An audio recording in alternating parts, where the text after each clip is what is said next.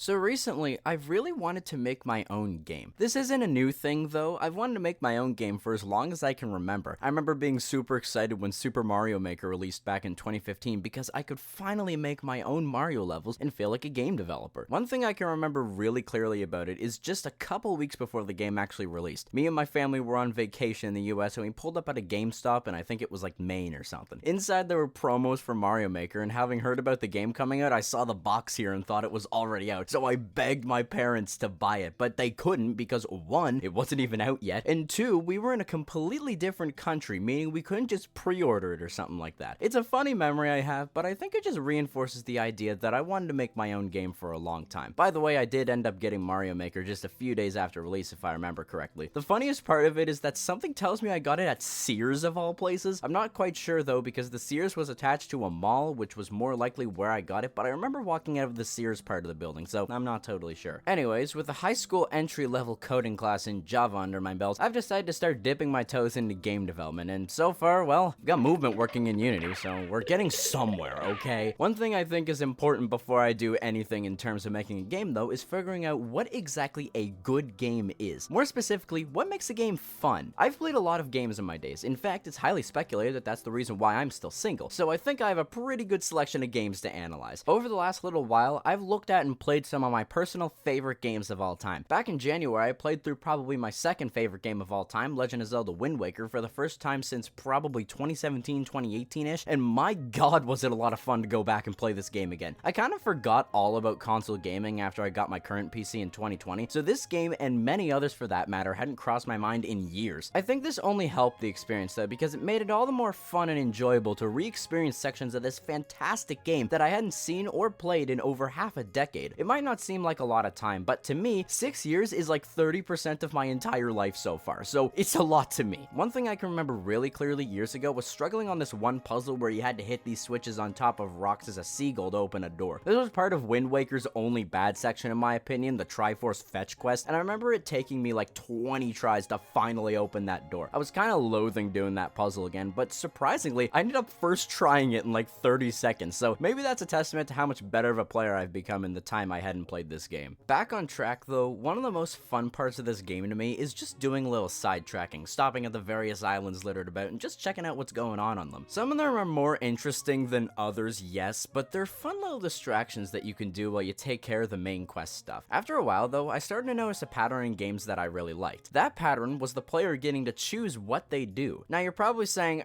actually, the player always gets to choose what they do because they control the game, meaning that all of their actions are choices, thereby proving my statement. And to that I respond with your IP address, but also I'd like to say that that's not what I mean. What I'm talking about is how you choose to play the game, like choosing to do side quests instead of the main quest, or just ignoring those side quests and only doing the main quest. What I've learned is that by not having a linear structure where the player can only do this thing in this way, you allow them to explore the game themselves and come up with their own solutions. The best game I can think of to represent this is Minecraft. Let's say you need XP for some enchantments or something like that. Sure, you could just kill mobs every night until you get enough XP, but that's slow and boring, so naturally, you'd wonder if there's a better way. There's mob spawners in dungeons, so if you set up a small mechanism that can push them from the spawner to you, it can speed up that process a lot, especially now that you're not restricted by the day-night cycle. If you're feeling more risky though, you could go and explore the Nether and mine quartz. It gives a decent amount of XP, but the Nether is dangerous and scary to less experienced players, so it's definitely not a very comfortable option. If they choose that option though, and overcome the obstacles of the Nether, it's a very rewarding experience and gives that sense of achievement, which is another core idea when designing a fun game. They can choose to play the safe way and have a slower method of gaining XP, or take a risk and if they play their cards right, have a pretty fast method of gaining XP. It's their choice and that's what makes it fun. I don't think any game handles choices though like Undertale. If you don't know Undertale for being the origin of the internet's favorite funny man, then you definitely know Undertale for being the game that's entire plot is affected by your choices. It's incredible just how much detail Toby Fox by himself was able to cram into this game. Depending on your choices, you can get entirely different endings, and even your next playthrough can get affected, which was something that practically no other game had ever done at that point. If you're lost, let me explain. In Undertale, you play as a human who has fallen down into the underground, where the monster race has been trapped since the humans drove them down there a long time ago. As you make your way through the underground back towards the surface, you battle a lot of these monsters, but here's the thing. Unlike your usual RPG where you have to kill your opponent to win, in Undertale, you don't have to. In reality,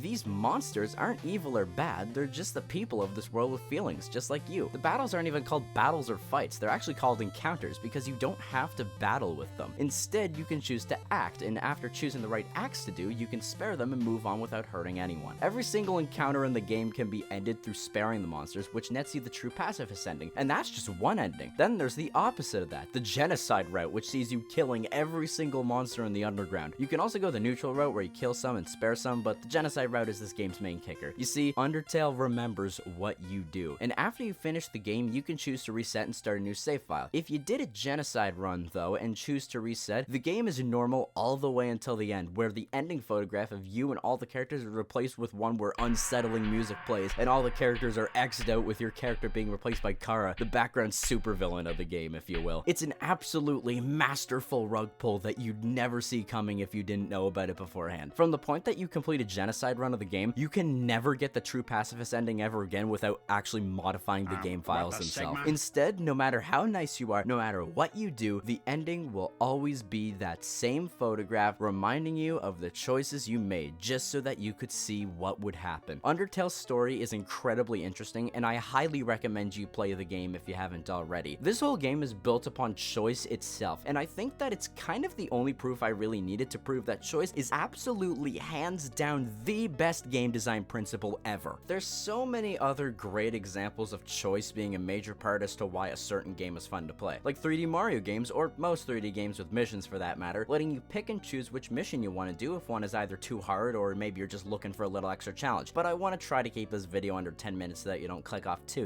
fast. So with all that being said, that's about it from me. I'm thinking about making multiple videos as I learn more about game development so that I may help future learners, but mostly just so that I can talk about games because I'm a nerd like that. Thank you for watching, and I'll see you in the next one, okay?